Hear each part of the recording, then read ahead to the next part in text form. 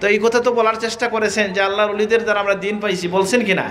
এটা আপনারা বিশ্বাস করেন কিনা? তা আমাকে বলেন যে আজকে শাহজালালের জমিনে দাঁড়াইয়া, শাহজালালের মাজারের প্রাঙ্গণে দাঁড়াইয়া যে কেউ নাকি বলেছে, আমি সরাসরি দেখি নাই, যে সামাজিক যোগাযোগ মাধ্যমের মধ্যে এসেছে, যে বলতেছে শাহজালালের মাজারকে, শাহজালালের দরগাকে বলতেছে শিরকের আড্ডাখানা। নাউজুবিল্লাহ। এটার প্রতিবাদ করবেন না আপনারা? প্রতিবাদ কীভাবে করব? যে নেতৃবৃন্দ বা ইসলামের যারা, আমাদের সিলেটের যারা রাজনৈতিক এবং ধর্মীয় নেতৃবৃন্দ আছেন, তাদের দায়িত্ব হচ্ছে এদের প্রতিরোধের ডাক দেওয়া। কি বলেন? আমি জিজ্ঞাসা করি, বাংলাদেশে একটা আইন আছে যে আইসিটি নাকি না আইন আছে না, এটাকে বলা হয় বাংলায় কি বলে? তথ্য প্রযুক্তি আইন। এটার কাজ কি?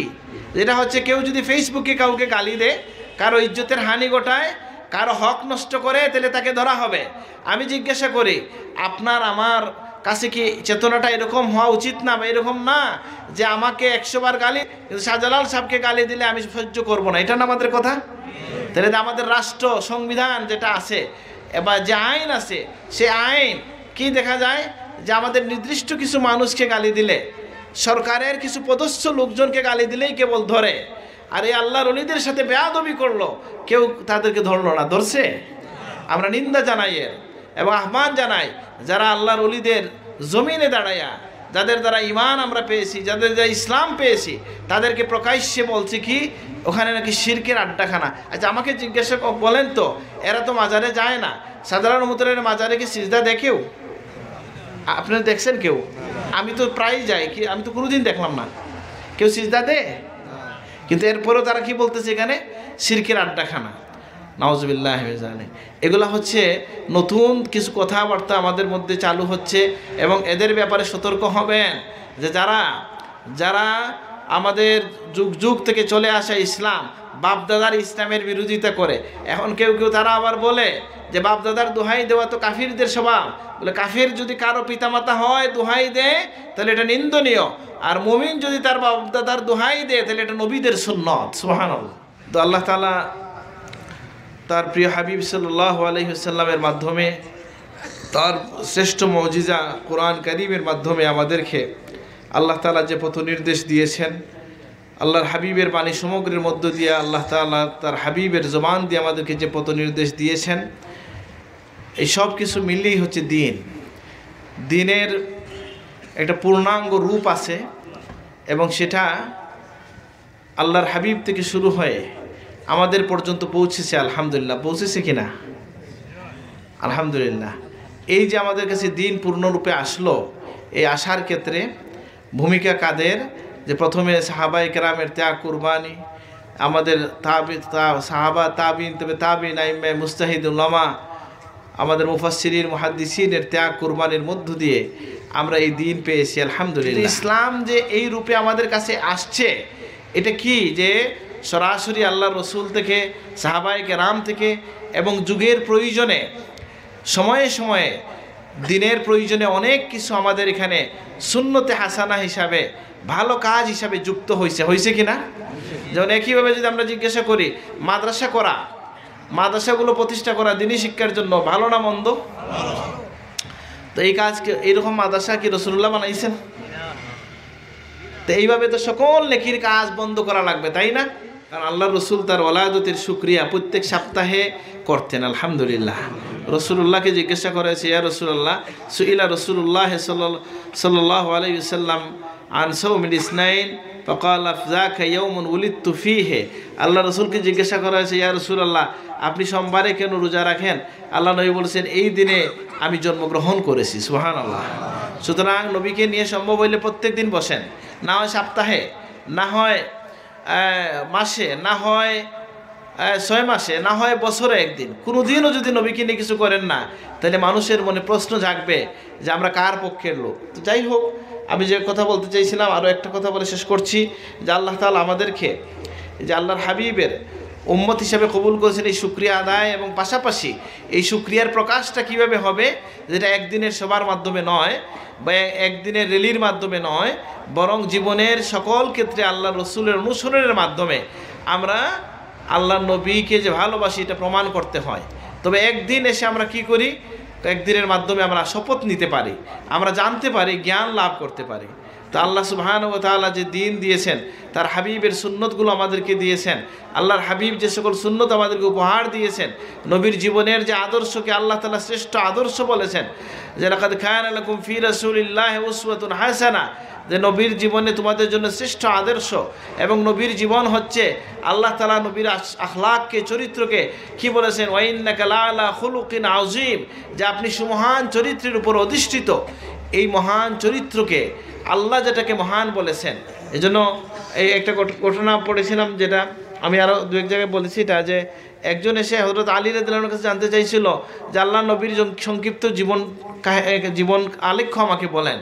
আল্লাহ নবী উমর রাদিয়াল্লাহু আনহু অথবা আলী রাদিয়াল্লাহু আনহু বললেন যে তুমি আমাকে দুনিয়ার সব কিছুর বিষয়ে সংক্ষেপে একটু বলো।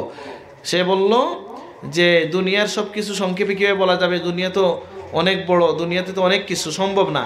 তিনি বললেন যে দুনিয়াকে তুমি বড় বলছো, যে দুনিয়াকে তুমি অনেক কিছু বলছো, সেই দুনিয়াকে আল্লাহ বলছেন অল্প, কালিল, কুল মাতাউদ দুনিয়া কালিল, দুনিয়া হচ্ছে অতি অল্প। আল্লাহর কাছে দুনিয়াটার মূল্য কতটুকু? অল্প। আল্লাহ দুনিয়াকে কি বলেছেন? কালিল বলছেন, মানে অল্প।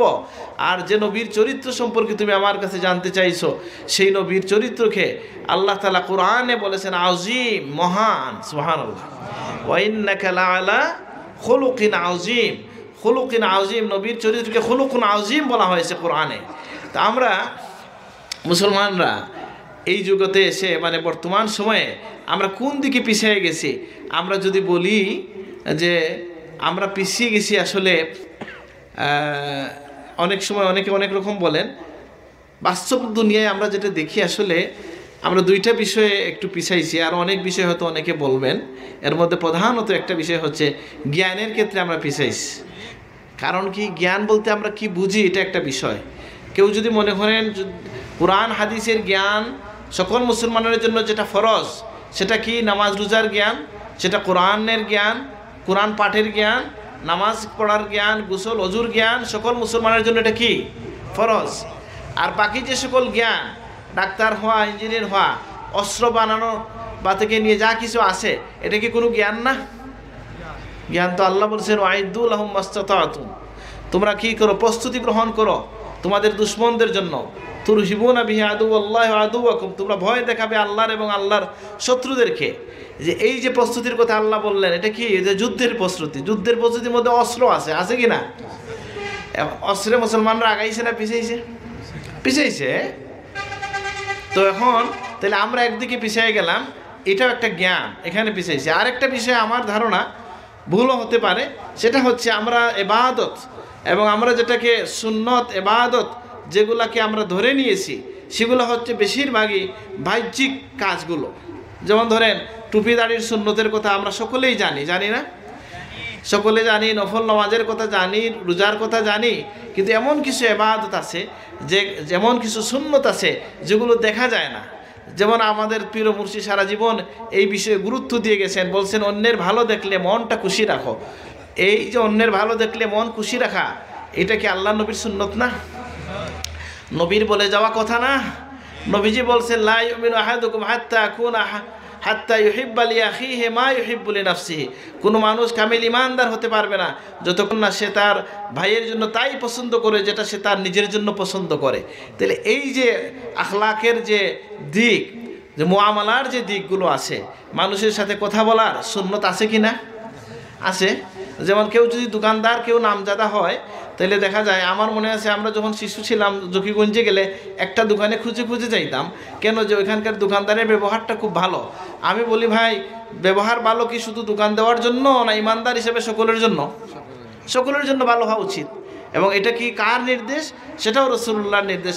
ব্যবসার জন্য আচরণ ভালো নয়, বরং আমার ইমান ইসলাম রক্ষার জন্য, আখিরাতের মুক্তির জন্য আমার ব্যবহার সুন্দর হওয়া দরকার। যেটা আল্লাহ নবী বলেছেন, তাবাসসুমুকা আলা ওয়াজহি আখিকা সাদাকা, তোমার ভাইয়ের সাথে তুমি যদি হাসি মুখে কথা বলো, সদকার সওয়াব হয়। সুবহানাল্লাহ। তাইলে বোঝা গেল যে আমরা এই দিকটায়ও দেখবেন আমরা পিছিয়ে আছি। অনেক হাঙ্গামা হচ্ছে আমাদের বিভিন্ন, একটা তো হচ্ছে অমুসলিমদের পক্ষ থেকে, সেটা তো একটা মানে এটা একটা প্রকাশ্য শত্রু আমাদের। আর আমরা অনেক জায়গায় নিজেরা অনেক কামড়াকামড়িতে লেগে যায়। আজকে সিলেটের ময়দানে আজকে যে আমরা মাহফিল করতেছি, যার উসিলা ইসলাম পেলেন, আমার আগের বক্তার কিছু কথা আমি শুনেছি, অনেক সময় তিনি কথা বলেছেন। তো এই কথা তো বলার চেষ্টা করেছেন যে আল্লাহর ওলিদের দ্বারা আমরা দিন পাইছি, বলছেন কিনা? এটা আপনারা বিশ্বাস করেন কিনা? তা আমাকে বলেন যে আজকে শাহজালালের জমিনে দাঁড়াইয়া, শাহজালালের মাজারের প্রাঙ্গণে দাঁড়াইয়া যে কেউ নাকি বলেছে, আমি সরাসরি দেখি নাই, যে সামাজিক যোগাযোগ মাধ্যমের মধ্যে এসেছে, যে বলতেছে শাহজালালের মাজারকে, শাহজালালের দরগাকে বলতেছে শিরকের আড্ডাখানা। নাউজুবিল্লাহ। এটার প্রতিবাদ করবেন না আপনারা? প্রতিবাদ কীভাবে করব? যে নেতৃবৃন্দ বা ইসলামের যারা, আমাদের সিলেটের যারা রাজনৈতিক এবং ধর্মীয় নেতৃবৃন্দ আছেন, তাদের দায়িত্ব হচ্ছে এদের প্রতিরোধের ডাক দেওয়া। কি বলেন? আমি জিজ্ঞাসা করি, বাংলাদেশে একটা আইন আছে যে আইসিটি নাকি না আইন আছে না, এটাকে বলা হয় বাংলায় কি বলে? তথ্য প্রযুক্তি আইন। এটার কাজ কি? এটা হচ্ছে কেউ যদি ফেসবুকে কাউকে গালি দেয়, কারো ইজ্জতের হানি ঘটায়, কারো হক নষ্ট করে, তাহলে তাকে ধরা হবে। আমি জিজ্ঞাসা করি, আপনার আমার কাছে কি চেতনাটা এরকম হওয়া উচিত না, বা এরকম না যে আমাকে 100 বার গালি, কিন্তু শাহজালাল সাহেবকে গালি দিলে আমি সহ্য করব না, এটা না আমাদের কথা? তাহলে আমাদের রাষ্ট্র সংবিধান যেটা আছে বা যে আইন আছে, সে আইন কি দেখা যায় যে আমাদের নির্দিষ্ট কিছু মানুষকে গালি দিলে, সরকারের কিছু পদস্থ লোকজনকে গালি দিলেই কেবল ধরে, আর এই আল্লাহর ওলিদের সাথে বেয়াদবি করলো, কেউ তাদেরকে ধরলো না। ধরছে? আমরা নিন্দা জানাই এর এবং আহ্বান জানাই, যারা আল্লাহর ওলিদের জমিনে দাঁড়াইয়া, যাদের দ্বারা ইমান আমরা পেয়েছি, যাদের দ্বারা ইসলাম পেয়েছি, তাদেরকে প্রকাশ্যে বলছি কি ওখানে নাকি শিরকের আড্ডাখানা। আচ্ছা আমাকে জিজ্ঞাসা বলেন তো, এরা তো মাজারে যায় না, সাধারণ মুতরের মাজারে কি সিজদা দেখেও? আপনারা দেখছেন কেউ? আমি তো প্রায় যাই, কি আমি তো কোনোদিন দেখলাম না কেউ সিজদা দে। কিন্তু এরপরেও তারা কি বলতেছে এখানে শিরকের আড্ডাখানা। নাউজুবিল্লাহ। এগুলা হচ্ছে নতুন কিছু কথাবার্তা আমাদের মধ্যে চালু হচ্ছে, এবং এদের ব্যাপারে সতর্ক হবেন যে যারা আমাদের যুগ যুগ থেকে চলে আসা ইসলাম, বাপদাদার ইসলামের বিরোধিতা করে। এখন কেউ তারা আবার বলে যে বাপদাদার দোহাই দেওয়া তো কাফিরদের স্বভাব। বলে কাফির যদি কারো পিতামাতা হয় দোহাই দেয় তাহলে এটা নিন্দনীয়, আর মুমিন যদি তার বাপদাদার দোহাই দেয় তাহলে এটা নবীদের সুন্নত। সুবহানাল্লাহ। ইদ হাদরা ইয়াকুব আল মাউত, ইয়াকুবের কাছে যখন মৃত্যু আসলো, তিনি বললেন তোমরা আমার পরে কার ইবাদত করবে? তার সন্তানরা বলল নাবুদু ইলাহাকা ওয়া ইলাহা আবাইকা ইব্রাহিমা, এরপরে ও ইসমাঈল ও ইসহাক, আমরা ইবাদত করব আপনার ইলাহ, আপনার পূর্ববর্তী যারা ছিলেন, আপনার পিতা ইব্রাহিম, ইসহাক, এদের ইসমাইল, তাদের আল্লাহর ইবাদত করব। তার মানে কি? তারা কি বাপদাদার দোহাই দিলেন কি দিলেন না? দিলেন।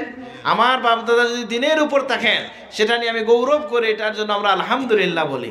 নবীজি গৌরব করেছেন তার পিতৃপুরুষদেরকে নিয়ে, বলেছেন কি যে খারাজতু মিন নিকাহ ওয়ালা মাখরুজ মিন সিফাহ, আমার পূর্বপুরুষ কেউ কি করে নাই, ব্যভিচার করে নাই, তারা বিবাহের মাধ্যমে এসেছে। রাসূলুল্লাহর নসল এইভাবে পবিত্রতা তিনি বর্ণনা করেছেন। আপনার যদি কোনো গৌরবের বিষয় থাকে আল্লাহরও আসছে, সেটা নিয়ে আপনি গৌরব করতে পারেন। তো যাই হোক, যেহেতু অনেক রাত হয়ে গেছে এবং কিছুটা শহর এলাকাও, এত রাতে কথা বলাটা উচিত আমি মনে করি না। আপনারা আয়োজন করেছেন, সবাইকে ধন্যবাদ দিচ্ছি, এবং আজকের আয়োজন আল্লাহ সফল করুন। আর আমরা যেন ওই সমস্ত মাহফিল থেকে কিছু কথা নিয়ে যেতে পারি, যে কথাগুলো আমাদের সারা জীবনের কাজে লাগে, আমল করতে পারি, দিনকে আমরা পরিপূর্ণভাবে গ্রহণ করতে পারি। আল্লাহ নবীর জীবনের প্রতিটা দিককে, যেমন বাহ্যিক দিকটাকে আমরা গ্রহণ করব, আভ্যন্তরীণ দিকটাকে গ্রহণ করব, যে মনের সাথে যে আমাদের বোঝাপড়া, সেটা আমরা বুঝে নেব।